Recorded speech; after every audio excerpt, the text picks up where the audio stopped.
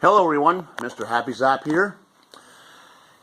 I haven't posted a video in a while. It's been I'll call it a long winter.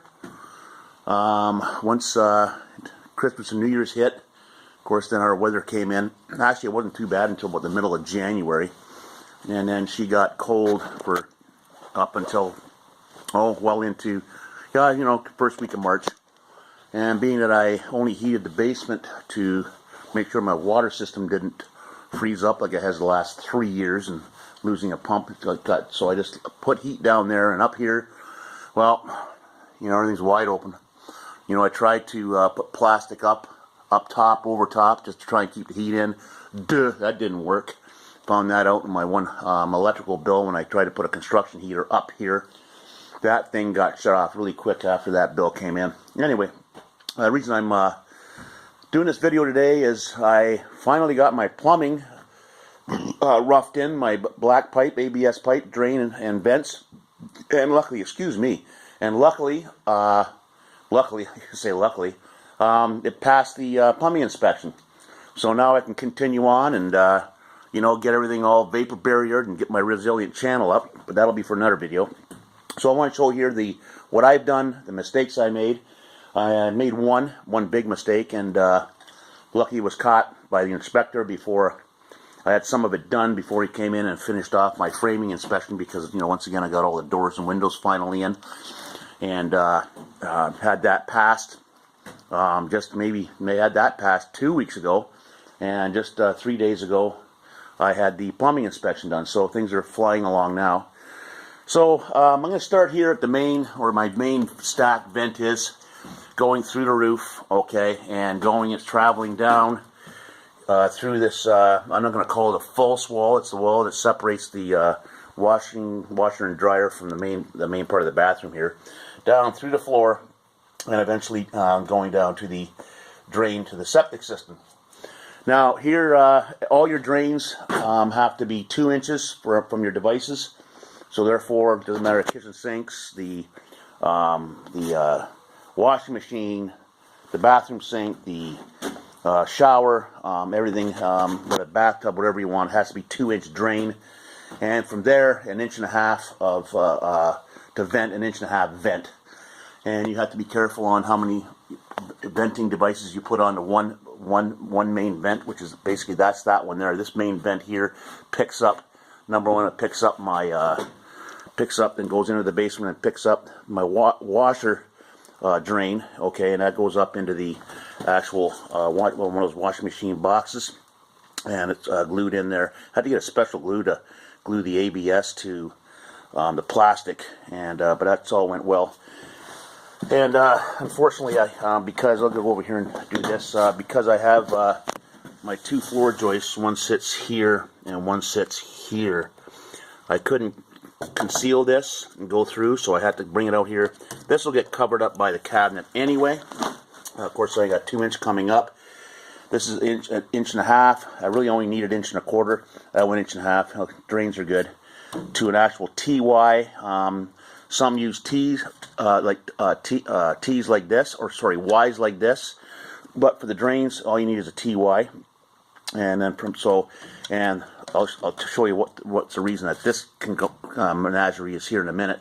And of course, then I have it vented also up into the attic. There's a 90-degree bend there. There's a 90 there, and it ties directly into those 2 Y's. It goes along and vented. Of course, there's a Y there for the vent once again for the washing machine, and then this other Y picks up my one Peninsula kitchen sink. So we'll look at that in a bit. Now, the mistake I made and then I also have vent for my shower here. I was going to go up and around and over, and I went, geez, that's going to be kind of that's just a lot of pipe and whatnot. And I found out as long as I keep this vent 4 feet minimum up from the main floor, or if it's a second floor, you'd have to be on the second floor. Then you can just put your TY here, and then once again everything TY here, and Bob's your uncle. So everything went well there. I'm surprised. Okay, so that all works out there, so that worked out well. And the one mistake I made is up there I had this guy in upside down, and so I had to cut it out, and luckily I had enough pipe going through there that I was able to put another TY up there, thankfully. So that all worked out well. Now going over here to where I made the big mistake is I didn't realize that, well, one inspector said from here, the washing machine box to the trap had to be 3 feet, and then the inspector that actually did the inspection, another plumbing inspector, said it was only 2 feet. Had I known it was only 2 feet, I had this Y in here before. Oh, it was like this. I had this in here before like this, and the one inspector said, that looks kind of funky, that's not right. And I went, okay, well, and I could have gotten away with 2 feet. I could have gotten away with putting it down here, but you know, mistake, you know, it is what it is. So that's what I did there, and I could have concealed that instead of having that there, but oh well. So those are the 2 parts that I actually had to cut out and redo, and I have the proper fall there and everything now, so that's all well and nice. So, and that's where this situation comes in here. So all I do is just cap it off. He kind of questioned me on that, and I says, well, that's what happened there. And he goes, oh, okay. So now my other vent coming from the main stack is coming across here, and it goes down and travels down to this here Y. And I went a 2-inch Y. This is a 2-inch to the Peninsula kitchen sink. And lo and behold, the code now says you have to put another Y like this in here so that you can put a clean out there, and then before your trap. So, oh great, so I guess it is what it is. And so all I have to do now is when the drywalling's getting done, is cut this, and then once the drywall is on, put a coupling there, glue it back on, and everything's all good. Now over here at the other kitchen sink, this is where I had the pressure gauge for the pressure test. You know, your valve, like just like a bicycle valve kind of deal, and put it all together. Another 2-inch to 1.5 TY, of course 2-inch drain, and then this 1.5 inch. It went in between the cavities, as you can see, as I showed you in the wall construction, up through, and just sitting on the plate is 1.5 to 3-inch reducer. I guess you could, and the opposite way would be an increaser, I guess. And then 3 inches out, and there's another roof vent going there. So the system itself is well vented. So other than that, there's not any. That was the only big mistake, was over there, and I got that corrected. So now going down into the basement, I guess we'll kind of work backwards here, I guess, once again. The kitchen sink at the window that we were just at, where the pressure gauge was, come down through, and as you can see there's a tight 90. I should have put a sweep 90 there, but I didn't. But it's still going to drain well. And of course, and then I put it into another Y, and behind that, I added a clean out, just so that there's a clean out there. Of course, yes, I need a clean out up top, but there's also a clean out here, and probably that's where your biggest problem is going to be, is somewhere in here, should there be a problem. And then I come around, and right here I have a 90. And the big thing was trying to keep fall, because it's a 1/4 inch per foot fall on pipe 2 inches or less, and anything over 2 inches, it's 1/8 inch. So I got really lucky, and from this point over here to the point way over there, I just had it worked out almost perfect. It worked out perfectly, actually. So anyway, I come along here with the drain, and this is the other. This is a Y here I picked up. That drain to come into the, I'm going to call this the main drain for the 2 sinks. And of course I have another clean out right there as well. The inspector really liked the clean outs idea. And then here I have the other Y for the Peninsula sink coming down, and it's a Y coming 45 and a Y. And then coming across, and then I put another sweep 90 here. I can call them a sweep 90, it's not a tight 90. And then a 22.5 to be able to get that angle, and then I was able to go along. Once again, have my fall. I would have really liked to have had another 3-inch to 2-inch Y, and have a clean out on the end, but I wouldn't have had the fall there, so that kind of that didn't happen. So this is the menagerie here. And that's where the bathroom sink comes down across and comes into this 3-inch to 2-inch Y. Okay, a little bit funky and whatnot, but it'll still well drain. You got 45s, you got nothing really tight. Here you have the other 3-inch, 2-inch Y, and this picks up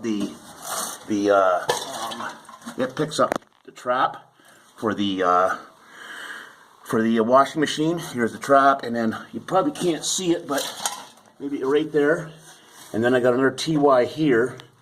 Okay, that's what vents the actual washing machine. So I got plenty of venting. Everything should really drain well. Shouldn't be a problem. And of course, bringing this in, I had to put a reducer here, 3-inch to 2-inch reducer into here, and continue on. And then I came into here, and this kind of looks a little bit funky, but it is what it is. So I have my fall, so I have good fall all the way along. I shouldn't have no problems with drainage from all those 4 devices. And then here's my tree. This is what I call my tree. Okay, so I have there used to be, I'll show you that in a bit, an old 4-inch by with a 4-inch with a 3-inch TY. Well, because that was done in 1981, it wasn't right. It's not legal today, so you have to use an actual Y. So I got a Y, and I tied in my main stack vent. Of course, I put 2 cleanouts in, one down there for the septic, one here, just because. I had to put this. Figured I'd put that in there, put another cleanout in there for what it costs. Not a really big deal. And then I went into this double Y, and of course then continued on up. Let's move this bulb here. Continued on up, and this Y here picks up my toilet. Okay, I guess I didn't show you that upstairs. Picks up the toilet, and then this outer side of this large Y, this double Y, once again a reducer, and picks up my shower, and of course then here's the vent with the TY going that way and venting up to that what we've seen up top there. That's where it's vented up through there. So that's the extent of it. Now the next thing was pressurizing the thing, and that's when you find out whether you have leaks. And well, I had leaks, so I'll get that in a second. Anyway, this is the old system that was in there, so I cut that out. Okay, as you can see over there, I guess I didn't show you that. Back up here, quick to show you that. A lot of crawling around, I tell you. So I had to cut the pipe, cut it out, and then put that together. So this is just the cap for doing your pressure test. And eventually here's a rubber boot. I took the bands off, but that'll slide over and connect the two together. And I'll be connected to the septic system. So if I want to, I could shove water down in there. Now, parts. I was able to cabbage a lot of the 3-inch pipe from the old house, some of the 1.5 inch.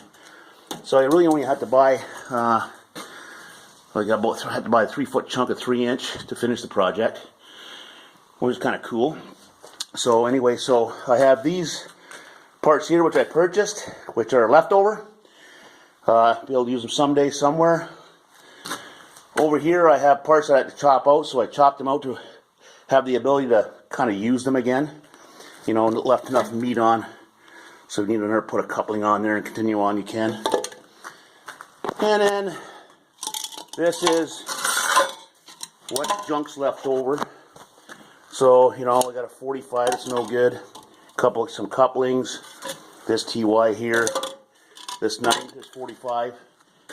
So overall, and then of course I bought a 3-inch collar here, which is maybe used someday somewhere else as well. But other than that, I don't think I did too bad as far as using up parts and whatnot. So, yeah, you can save yourself some good chunk of change if you're willing to get into it and you have the time. Most people don't have the time. Luckily, I have the time to do it. But it's not difficult. You just have to make sure that you're venting properly. Ask a plumber friend. I had a good plumber friend that walked me through it here and there just to make sure.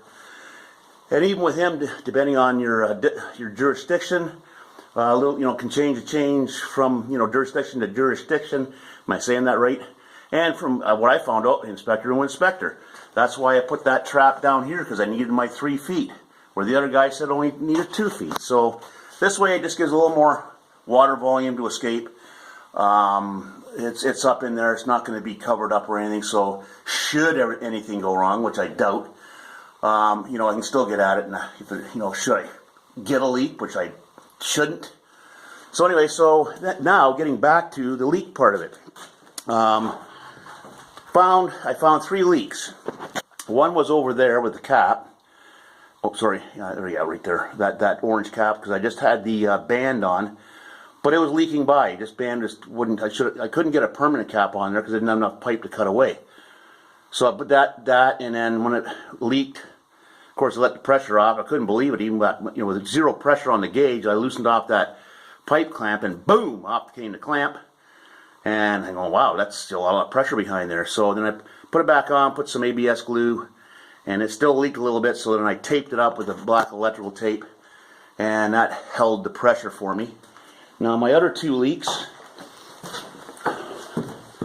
were upstairs here. I'm running out of time. Only allows me 20 minutes, so I got 3.5 minutes here, guys. Don't want to bore you. My other 2 leaks were, and I found them with my soap test, as long as the one down below. Well, this one here, as pressure went down quickly, it was just rushing out here. I guess when I glued it together, it didn't glue together very well. So I just tried to get glue in there, and it just didn't hold. So heck with that. So I just went and once again just got the put 2 more 45s in there for what it cost. So I took care of that leak, and the other leak was here. Okay, I had this here, and the leak was right in here. Now I caught that along with the one in the basement with the soap test. I got some dish soap and put it in a little bowl and switched around with water and got a paintbrush, and I paintbrushed every doggone joint in here, and I only had those 2 leaks. Well, on the third one, which is not really a leak, it was just because that's just a temporary thing, but 2 leaks. So other than that, I don't have any leaks, and I'm ready to start the drywall process, and that will be the next step. So once again, if you have the time, plumbing's not hard. Just have to make sure you have your proper falling back to drain. Make sure all your fittings are going the right way, and everything should be good for you. So other than that, once again, I'll be in touch with another update once I get my vapor barrier all finished up and everything, and give you an update there. My next step is doing that, get the vapor barrier up, get my resilient channel up for the drywall, and then I can blow in the insulation on the attic, and then I have to get started in the basement, finish off studying in that in there, get ready for the spray foam. So other than that, everyone keep a cool tool. Spring is here, yabba dabba doo. And have a good one. We'll talk to you later. Bye for now.